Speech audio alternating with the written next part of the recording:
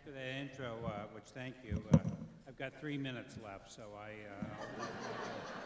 I'll go quickly. I was sitting out there earlier today, and had a couple of meetings, and I kept hearing all this cheering, just applause, and what was going on? Did you have a lottery, or this is a cheerful group. I want to add to that cheerfulness. This is probably the only time this year I'll see many of you. And so I want to literally speak from the heart and also speak from the mind about the importance of Missouri and why I think this is quite an opportune time for us in Washington. But before I do that, let me say a couple of things. One, when I flew into Kansas City yesterday, I couldn't help but think, I mentioned this to Heather, that the last time I flew into Kansas City was to go to Charles Braithwaite's funeral and speak at his funeral. And the time before was about a week earlier when Sandra had asked me to come out and see Charles and pretty much say goodbye to Charlie. I know you honored him yesterday, and he deserves to be remembered by all of us. He was a good man and a great man, and it was a privilege of mine to have known him for 30 years, and with the possible exception of Sergeant Schreiber, there isn't anybody that's impacted my life more than Charles. So all of us were lucky that he allowed us to go on his life, to join him on a good portion of his life's journey. So I'm glad you took time to recognize Charlie. That was a good thing. And I know Sandra was here, a wonderful lady, wonderful lady. And second thing is, I want to thank all of you and for your work, your commitment, and I particularly want to thank Heather. I travel a couple 100,000 miles a year, and I leave from here to go to North Carolina, and 2 days ago I was in Minnesota. Let me tell you, Heather is absolutely one of the best state association directors anywhere.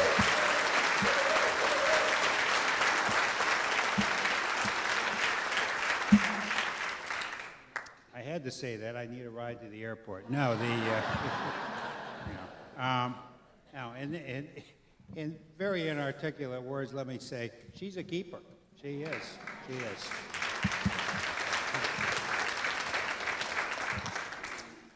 Now let's talk about the good subject of Congress. Oh man, that's and all the good things going on. You know, if you look at the polls and you look at public opinion toward Congress, everyone hates it. It's just a partisan bickering. They don't get anything done. It's you end up one election, let's say 14, and immediately you focus on the next one in 2016. All that's true. It's frustrating. I love Congress. I have a couple of graduate degrees, especially in U.S. Congress. I'm actually in my field. I like it. But I get disappointed in the partisanship and the changes over the years. I'm not used to one side hating the other, which is true these days.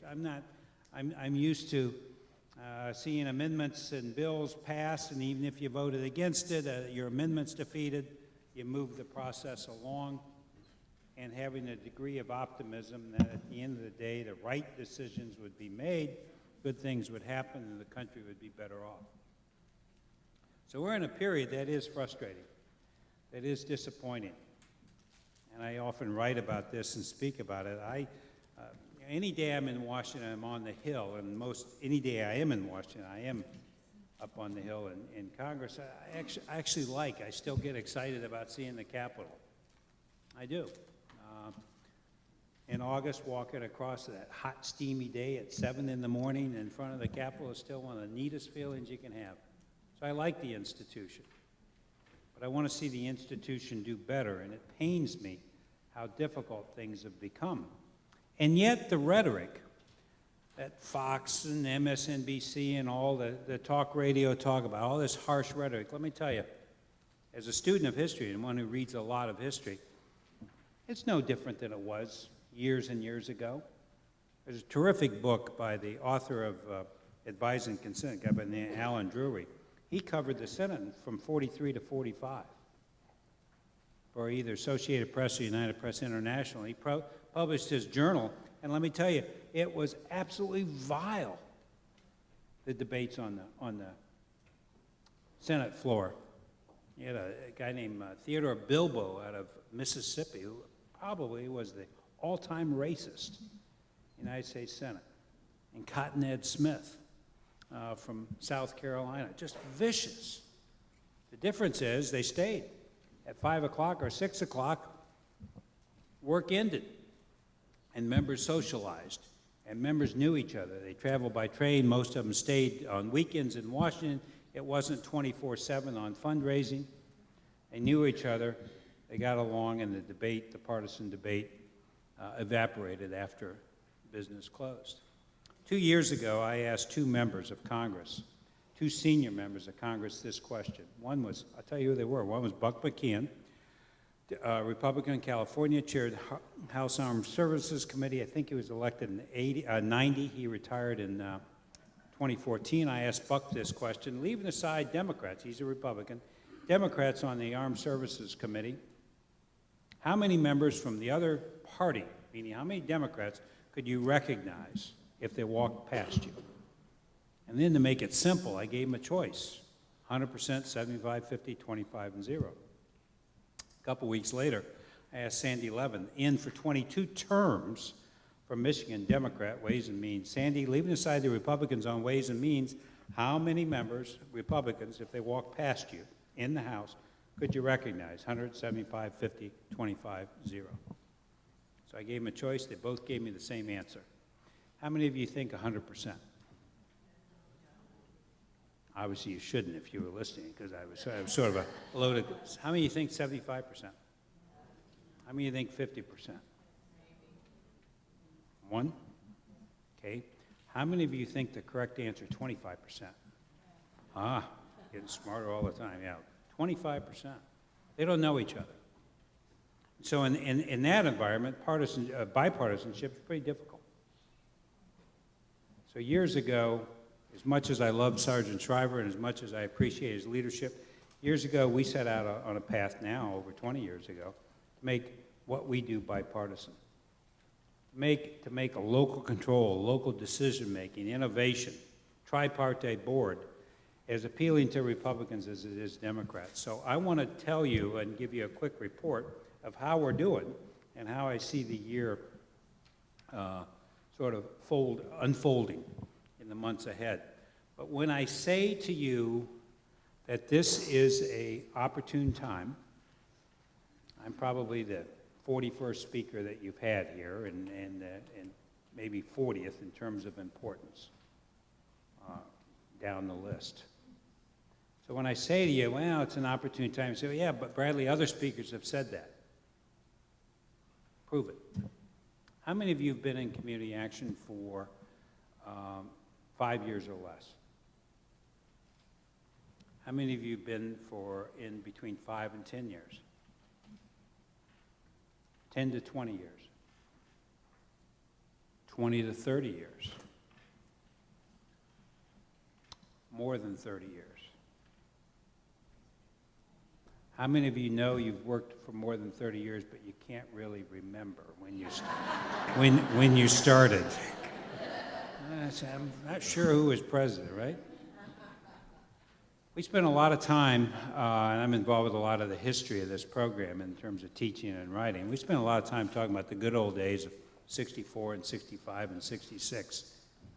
The best time to be involved with that, I truly believe, is right now. So here is my report in trying to back up an audacious statement. Number one, we have a budget that the House approved, the Senate approved, Democrats opposed. And it's a bad budget. It's a terrible budget. It cuts the hell out of domestic discretionary. And there's a lot of phony money in there. So lots of interest groups will come to you and say, the sky is falling. They're going to block grant Medicare, the end of SNAP. They're going to cut Pell Grants, just the end of domestic discretionary. Well, on the surface, that's true. It's a bad budget in the House and Senate side. But the real story is it ain't going to go anywhere. What Congress is talking about is another deal at the end of the year. That's what you watch for. You remember Paul Ryan and Patty Murray got together and they came up with a 2-year deal that eliminated sequestration, postponed sequestration for 2 years, added money back to domestic, added money for defense. They did that.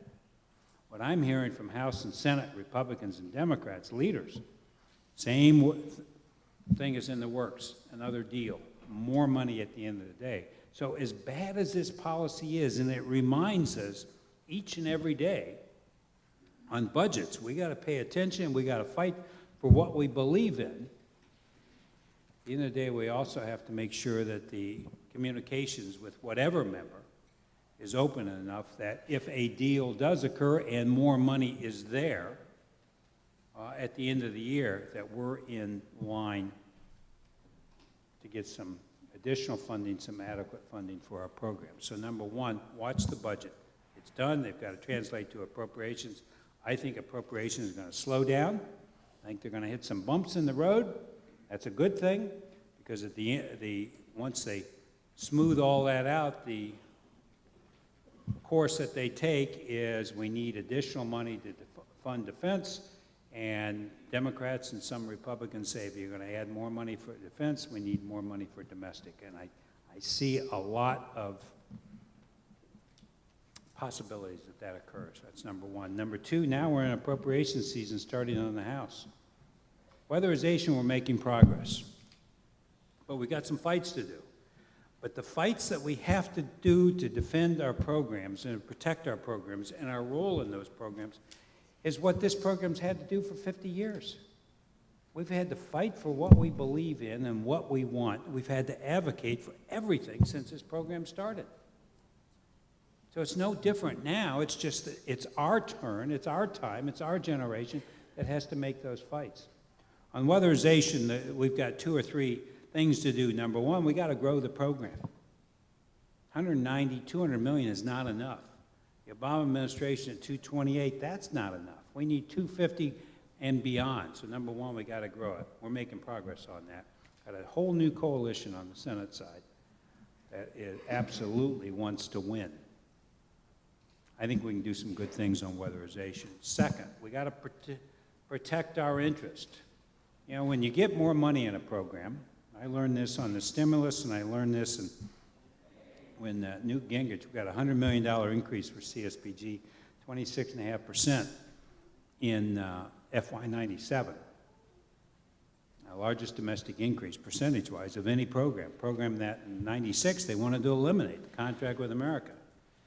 And I found after we got that big increase, and we went from 389 to 489, we had a lot of relatives we didn't know existed. And I had the Heritage Foundation, the Family Research Council call me up and want to meet. And going over there, and I said I would, I try to meet as many people as I have to. Going over there, I met them, and it was either the music, The Twilight Zone or Outer Limits kept going off in my mind. And I go in there, incredibly nice to me, and then 5 minutes into it, it's clear they wanted our money. Let me tell you, people want weatherization money. And we're fighting some good groups. We're fighting God in a way. Habitat for Humanity thinks that they ought to have a major role. Rebuilding communities, and there's 35 other programs that think they ought to have a big slice of weatherization. Well, we know it takes some skills, takes some training, takes some professionalism to run a quality weatherization program. So we not only have to grow the program, we have to protect our interest, and we will. We absolutely will.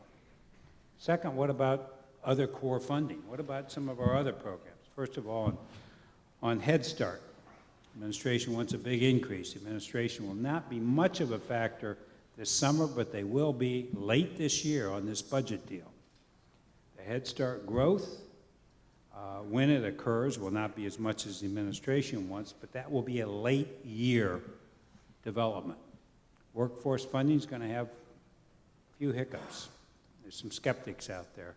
LIHEAP, I got to tell you that the interest groups, that the utilities that went 5.1 to $5.4 billion, money's not there right now. So I sort of stepped back from wanting to go from 3.4 billion to 5.1 to 5.4 billion, when I can't see where $2 billion additional is going to come from. Community Services Block Grant, we had 96 members send a letter on House appropriations. The chairman of the Full Appropriations Committee, Hal Rogers, has 11 community action agencies in his district. 11. A third of his constituents visit those CAPs every year. A third. You think Rogers wants anything to happen to this program? He's got to have them. And so I met with your board this morning, and I said, you know, your responsibility, the one thing you've got to do, this state, all of you together, is to protect and build upon that relationship with Roy Blunt, who chairs Senate Labor HHS. That's your responsibility. We need you to continue building that. We'll do our work, too. Well, let me tell you, Kentucky's role is you protect that relationship. Do the best you can in Kentucky so that Hal Rogers does not lose confidence in the program. So what House Appropriations is working on is, number one, is when additional money is available, grow the program. Grow the program. Help us address innovation, professional development. There's opportunities there. Senate, again, will move later this year, the Senate Appropriations side, but Roy Blunt's important. Make sure that there's problems, you address them early on. If there's good things going on, you talk about them, and you keep Roy Blunt in communications, keep him fully informed on this program. But the exciting stuff for us, to me, is our reauthorization bill on CSPG. I wrote CSPG in '81, a long time ago, in 4 days. And I don't want to go through that experience again. A little bit of pressure, and I had to. I've got 1.5 years invested in this new bill, but it's a bipartisan bill. And I've always felt that we can win. I had a meeting 2 days ago with the chairman of the House Authorizing Committee, John Klein, in Minnesota, in his district. I now know how to win. And the importance of this bill is that if it were law for the next 15 or 20 years, local control, innovation, partnerships, local decision-making,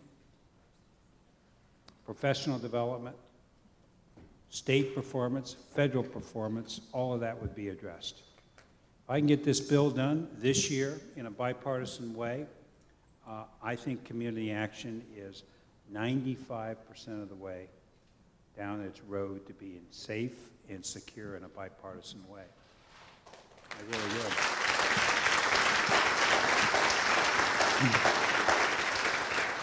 So it's introduced by a Republican, Mike Fitzpatrick out of Pennsylvania. It's introduced by a Democrat, Betty McCollum of Minnesota. We have conservative Republicans aboard. We have Republican leadership, number 2 in the House, helping us. We've got the chairman of the House Authorizing Committee, John Klein, a very conservative member, telling me, Bradley, if you want me to move this bill, here's what you've got to do. I understand. But in doing this, the opportunity not only is to have good policy and to reflect on good things that you're doing and reward the good things that you're doing. To me, it's an opportunity to put us back in the debate, the relevant portion of the debate about poverty in America. There's going to be welfare reform. There is poverty is going to be an issue in 2016. Let's get this bill out there so that people don't lose sight of the fact that there's a network in 98% of the counties doing pretty good things. Number one. Number two, CAPs need a fight. Nationwide, we need to roll up our sleeves and have something that, whether you're in Missouri or Michigan or Mississippi, you can say, yeah, that's our goal. We're going to work on getting 1 or 2 of our members on board on that. And 3, we got a chance to absolutely stun the skeptics that we can deliver a bipartisan poverty bill A couple of years ago, I had Paul Ryan speak at our legislative conference, and I like Ryan. He's smart. I like him. In August of 13, Ryan called me and wanted to meet in September. That's sort of like IRS saying, do you mind if we come over and can you bring out your bank statements and your checkbook, one of those. So I sweated about this for a month. And the word around was that Ryan didn't like community services. So I worried about it all August. I really did. Prepared for it and worried about it.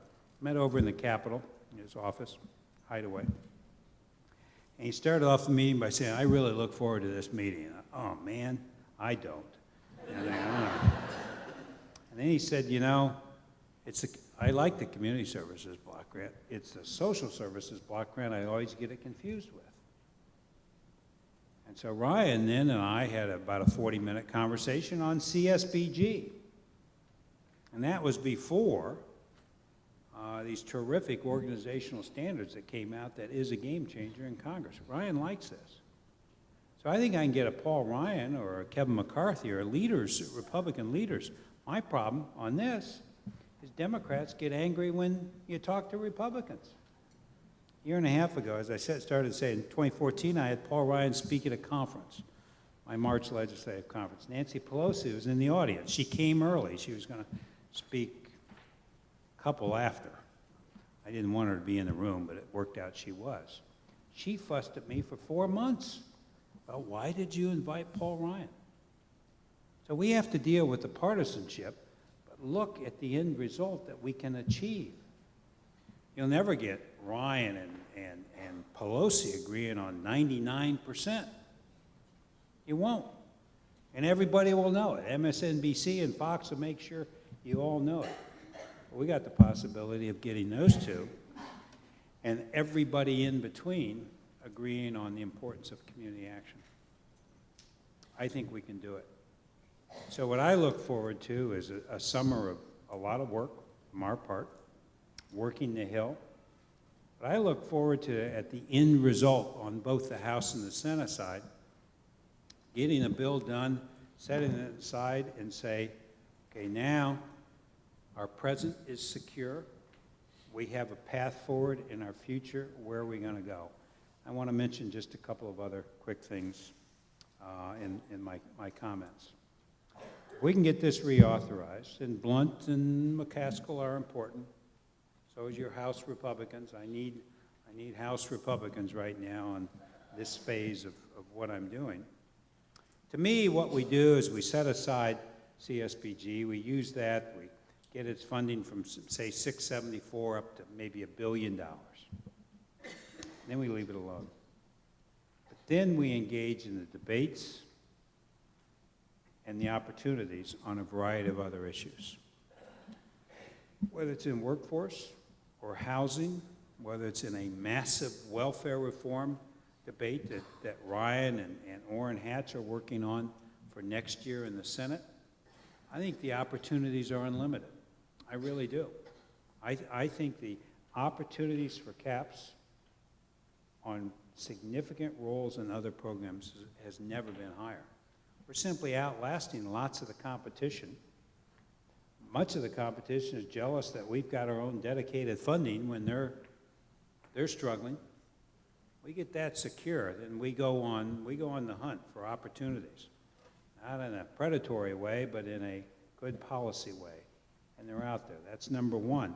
But number two, connected with that, is the opportunities in the private sector. And that's part of what I'm really working on is opportunities with some non-traditional partners in community action. I used to think that Congress had to create a wow moment for the network. They had to create something great. And if they did that, if they created an opportunity for us, then they would respond in a very significant way and invest a lot of money in the program. I no longer think that that's likely. What I think is we have to create that opportunity and show Congress that we're doing some amazing things. And if they if we do, and I think Congress will engage with us, both Republicans and Democrats, in ways unimaginable right now. So part of what we do is we explore, sometimes painstakingly, sometimes to dead ends, we explore every public-private partnership that we have, or we can create. You mentioned the Southern New Hampshire, the graduate program we created. We also helped create a consortium of 22 schools. It's called the Shepherd Poverty Consortium. It basically started at Washington Lee University, now Georgetown and Middlebury, but also, and Notre Dame and Vanderbilt, but also Morehouse and Spelman and Berea. All these schools have undergraduate and graduate programs studying poverty. At Washington Lee, which was ranked 13th in the country at one point when I started on this, it was a Southern school, an all-white boys' school, party school in the 1940s and 50s and 60s. They wanted to change its image and its culture, change in the entire makeup of Washington Lee. And they did it through poverty. And rich kids study in poverty, and undergraduate, graduate, now law school. Washington Post did a story and said it was the most significant change that any university had undergone. Word spread, Notre Dame picked it up in all these other schools, and I talked to a member, in fact he's running for president, Bernie Sanders, about this years ago, and Middlebury, another very wealthy school in Vermont, and Bernie said, they don't need a poverty school, they don't need any federal involvement in studying poverty. Those are rich kids. And I said, yeah, but that's exactly the kind of people that I know are going to be successful on Wall Street, or as attorneys or doctors or CEOs of business. Don't you think we want them to have some awareness of poverty in the other half of America? That maybe when they're out in their careers, they'll reflect back and do something and give back to the community. No, that's the kind of people we want to attract. And he looked at me and said, that's right. Well, now there are 40 some other schools waiting to come in. We can have a very, very interesting, exciting relationship with colleges and universities. And I do a lot of talks around the country at schools. And let me tell you, this generation, they're smart kids. They want to do well and they want to do good. They're interested in public service, but somehow, some reason, a lot of that, they've never thought about community action. We got a chance to get 40, 50, 60, 70 schools having a solid, working, day in and day out relationship with community action. That's pretty exciting to me. Next is, recently the solar industry approached me, and it was through a congressman of California, Mike Honda, whose constituents are the big players in solar. They want a partnership with community action on weatherization and some other things. That's exciting to me. I'm meeting on Tuesday with Microsoft and a company called HealthSpot, who's going to, theoretically, according to all the press, is going to revolutionize healthcare. They want a relationship with community action agencies. So what we're trying to do is protect our interest in Congress, but to explore the unique opportunities I think exist out there, that after 50 years, it's not only the governments and the low-income communities that recognize the value of community action, but it's the other segments of a community or state that recognize the value of this network as well. That's out there. So I come out here with deep appreciation for your commitment, deep appreciation for the fact that we've survived for 50 years through thick and thin, through the Nixons of the world, or the Reagans, or the Gingriches, or even today. And Missouri's played a very, very significant role. We wouldn't have the Community Services Block Grant if there wasn't a senator in 1981 from Missouri by the name of Tom Eagleton, who was a terrific, terrific senator. I mean, just absolutely one of my all-time favorites. We wouldn't have that. So I'm out here with appreciation for what your congressional delegation has done and your commitment to the program. But I'm also out here in a way that wants to challenge you, but also challenge myself. And that is, with every opportunity that we have coming our way, with a chance to build lasting bipartisan support, with a chance to address innovation, a chance to address professional development, a chance to develop policies, not only that benefit community action, but benefit the poor and the nation, whether it's in welfare reform or other opportunities. With all of that, the challenge is we got to make the best of this moment. Lots of people, and you talked yesterday, I think, about Bill Young and Charles. Lots of people reflected back and said, boy, that period 64 to 66, man, that was exciting. Man, that was creative. And it was. Also very controversial. This period now is very, very opportunistic. Never before in this program have I think if we had the opportunity to move as far down the field as we can right now. So give it your all. Keep your commitments. And take pride in what you do. When you look in the mirror, I do this, when you look in the mirror, you can feel the best about what you do and that your communities benefit on what your efforts that day. But also when you do that, when you reflect on the value you provide and your agency provides, know that 900 of us around the country have a connection, that each and every one has to pull their weight and take the vast, vast opportunity that is presented us to right now. I think when you meet here next year, or wherever you meet next year, you'll look back and say, yeah, we had some guy named Bradley out here in 2015, and he was talking about what a good time we can enter into. That if we just kept focused and kept our commitment, we can deliver a bright future. I hope you hold me to that standard. And a year from now, you look back and say, you know what? Bradley wasn't kidding. This is an exciting time. And my decision, your decision, to work in community action was actually the most rewarding, the best decision you could ever make.